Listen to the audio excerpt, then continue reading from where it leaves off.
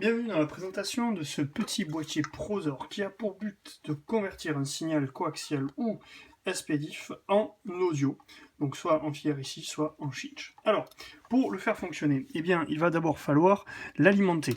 Alors, pour l'alimenter, j'ai pris une petite batterie et le petit câble qui va bien de 5 volts. Donc là, déjà, ça fonctionne. Ensuite, eh bien, j'ai une Apple TV qui sort en signal optique que je vais relier donc dans le petit Prozor comme il le faut. Maintenant, il va me falloir relier la sortie. Alors pour la sortie, eh bien, j'ai choisi le SPDIF, le cinch que je mets ainsi et que j'amène à une enceinte qui est ici et à laquelle j'ai relié le petit câble. Voilà. Et la dernière chose qui me manque, eh bien, c'est à envoyer une source. Et donc cette source, ça va être donc un iPad avec du GarageBand dessus.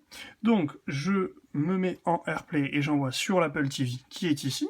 Et lorsque je vais mettre Play, eh bien je vais entendre le son qui va sortir directement ici. Voilà, donc le son ne sortirait plus, en l'occurrence, sur le signal HDMI, puisque là, en fait, on voit que l'Apple TV n'est pas reliée à une télé. Si, par exemple, je la relie à la télé, eh ben, je vais pouvoir entendre le son, non pas via la télé qui a des enceintes pourries, mais via ma bonne enceinte. Donc, ça va permettre ici eh ben, d'occulter, en fait, notamment quand on est enseignant et qu'on envoie l'Apple TV sur un vidéoprojecteur, on a des enceintes qui sont pourries en général sur un vidéoprojecteur. Donc là, on va eh bien, court-circuiter ce problème, on va muter le vidéoprojecteur et on va envoyer sur le Prozor qui va envoyer sur une chaîne IFI par exemple.